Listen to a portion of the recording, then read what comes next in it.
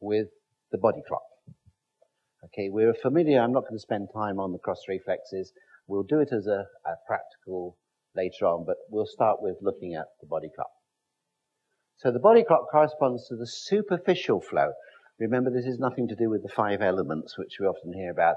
This is the superficial flow of energy, where it goes from one meridian to the next, to the next, to the next, right the way around the 24 hours.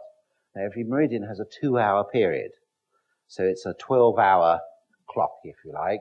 And you'll see that in that 12-hour clock, there's no conception vessel and no governor vessel. These two do not have a time because they're considered to be where the energy goes in and then it dissipates from those to the 6 pairs or 12 meridians. So when a governor vessel and conception vessel come up, it means there's no specific time related to these. And this is significant later on when we find the definitive meridian.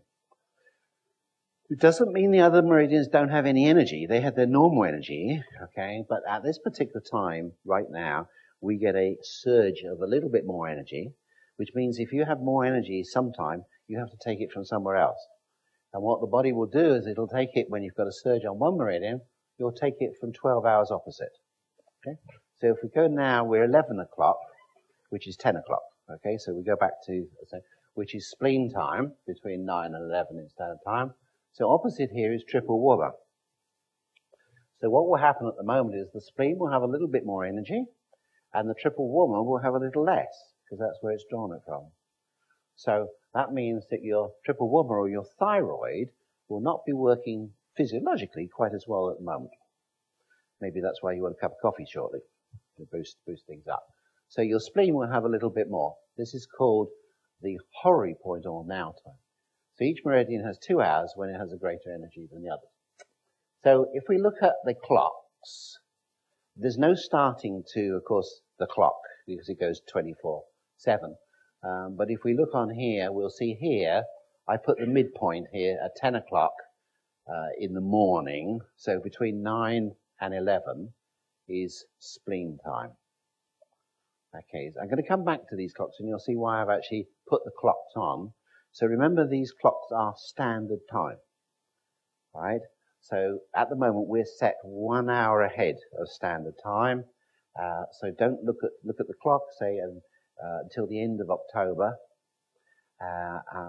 We take an hour away. So we're 10 o'clock, which is spleen time. Okay, then from the spleen, we'll go to the heart, to the small intestine, etc. So it goes round and round and round.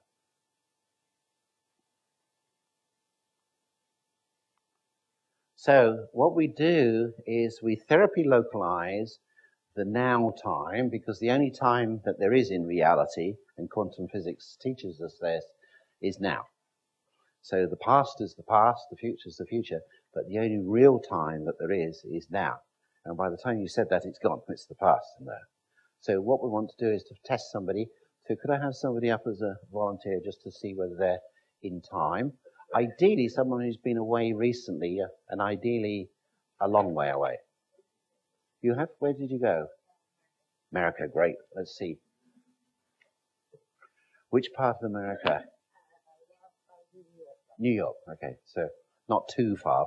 New York's 5 hours time difference. So what we'll do is we'll just take a strong indicator muscle and pull your knee to your shoulder, and then we'll go on the spleen. Now, the spleen alarm point is on the tip of the 11th rib. Now, that can vary. You've got to prod around a little bit or gently feel around the lower part of the rib cage.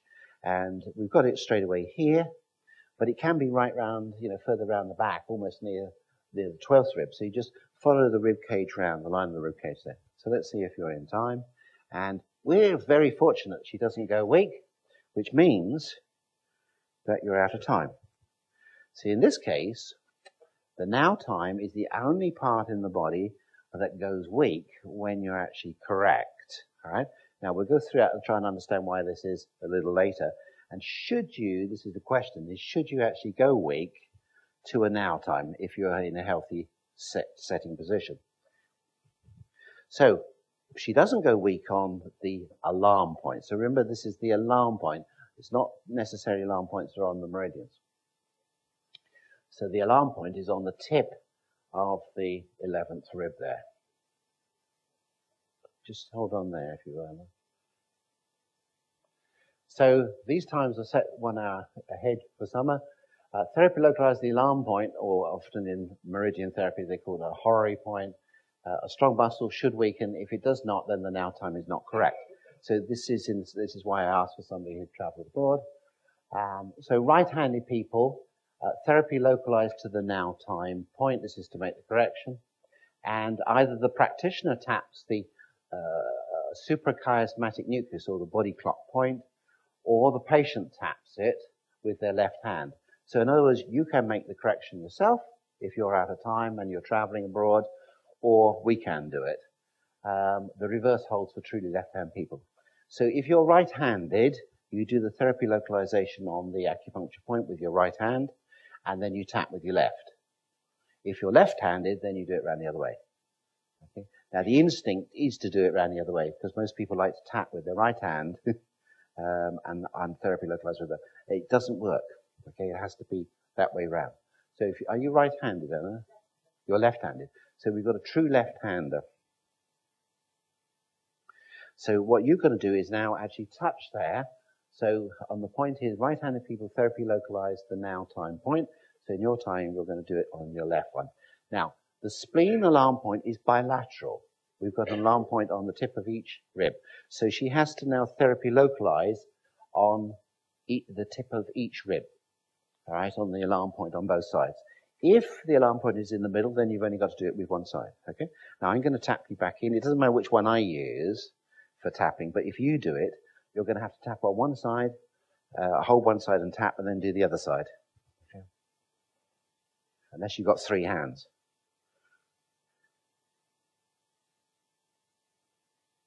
Now, this is a little different to the technique that I've used before, and the place where I'm tapping is also different.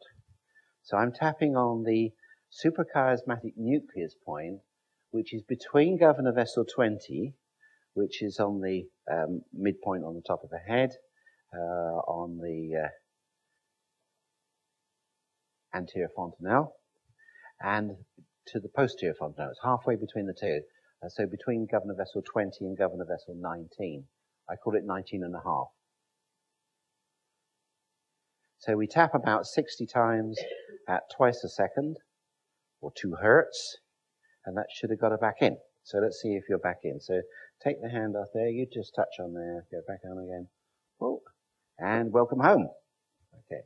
So what we did previously is we used to touch therapy localized on the coupled meridian alarm point to the spleen, which would be the stomach, and then you tap GV20, which is the sort of different area in the hypothalamus.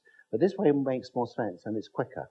Okay? So what you do is you therapy localize the now time, or the point, the alarm point of the now time, and then you tap the suprachiasmatic nucleus, which is the body clock, which we're going to talk a lot about in there, and get it back set in. So you're back in time now. Okay? Good.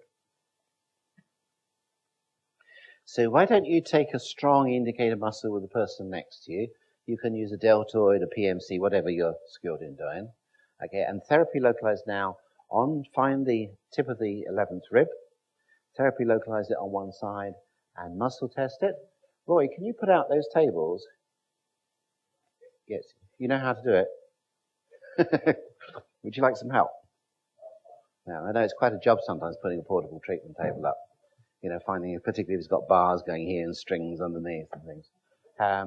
Okay, so find the person next to you, take a deltoid or a PMS or PMC, whichever one you want, and therapy localize and see if they're in time.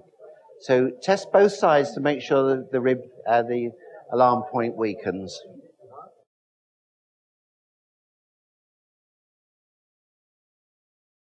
You haven't got the alarm point correct. Because as I say, there is some variation. Spleen more than any other one is to exactly where it is. And so it is on the tip of the 11th rib. I usually find it's about there, give or take a bit, but as I say, some are a little bit further around. So you do need to have a bit of a poke.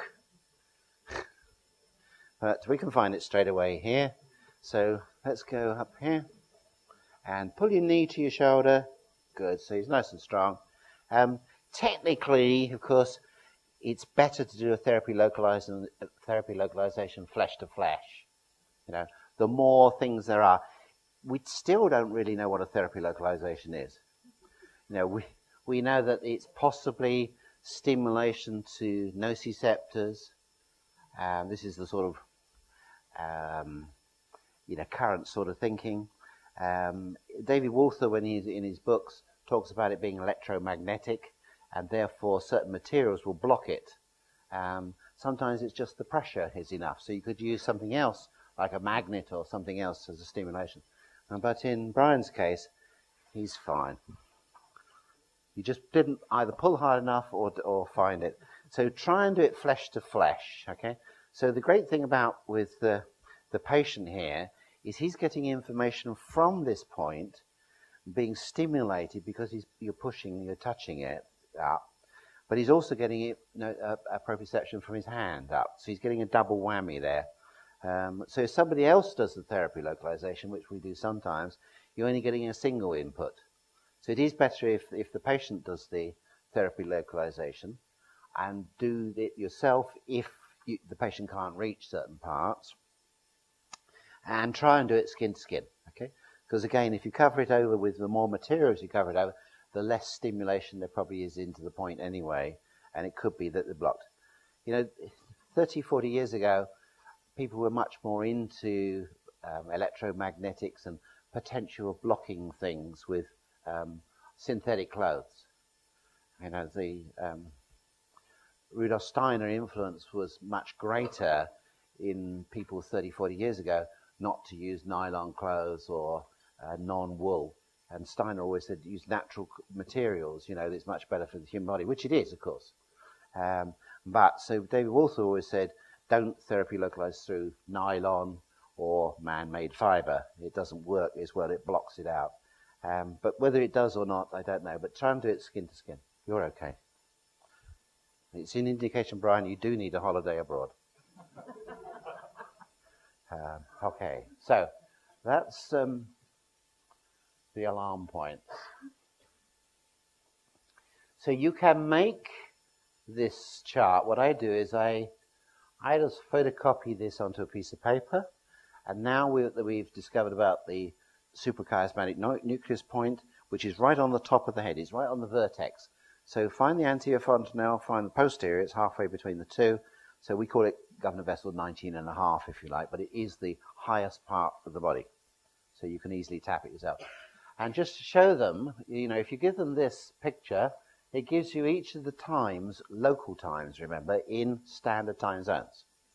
So if we were going to California, you would say in California, because they're 8 hours behind, okay? So you may arrive at 6 o'clock in the evening in California, in which case it's the local time. So 6 o'clock is halfway between 5 o'clock and 7 o'clock, so it's kidney time when you land, okay? So therefore you would touch your kidney point and tap, okay? And as it's a bilateral one, you do it on one side and do it on the other, okay?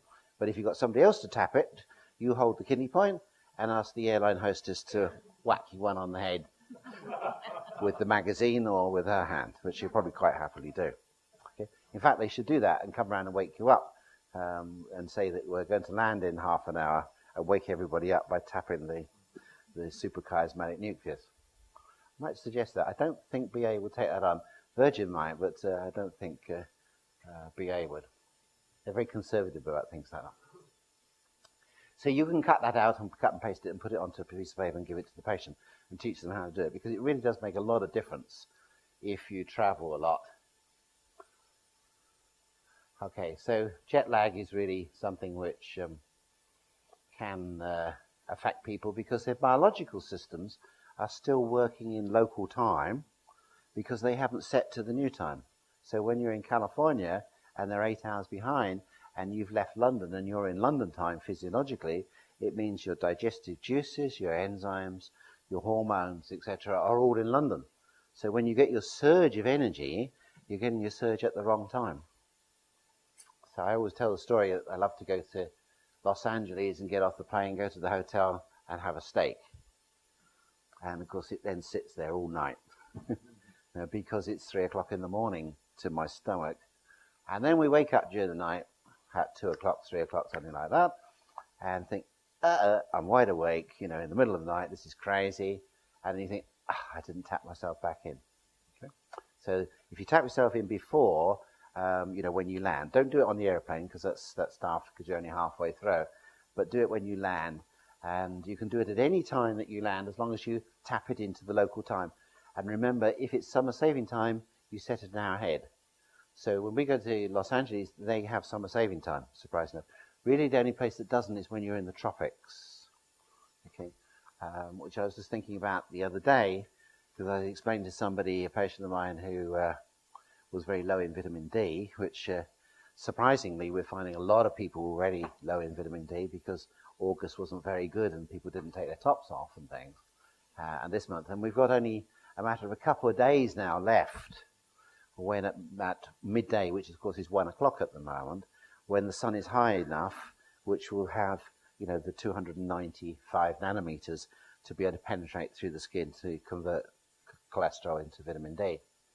So today and tomorrow at 1 o'clock, although we've got to be 1 o'clock in the dining room, we should really be outside, okay, with the tops off. Because people say, well, I've been out in the sun all summer without your top. No, it's never been warm enough. So you really, with hands and face and legs, if you're lucky, it's not enough to get the D up. But I was thinking back, because I said, simple, as you all know, if the sun is higher than 45 degrees, the shadow is shorter than yourself, and you'll be making vitamin D. If your shadow is longer than yourself, you won't make vitamin D. Okay? It's as simple as that. So the sun has to be higher than 45 degrees. And I remember on the way back from Los Angeles back in May, we stopped off for a couple of days in Florida, in Tampa in Florida, and they have summer saving time in there, which is 1 o'clock. And I went out on the beach and thought, I'm going to see now whether my shadow is longer than myself or not. I couldn't find my shadow. I thought, there's something wrong, I've turned into a vampire. You don't have a shadow anymore. And of course, the sun was exactly overhead, So once you get down into the tropics, the sun at midday is virtually above, so you don't have a shadow at all for a period of time.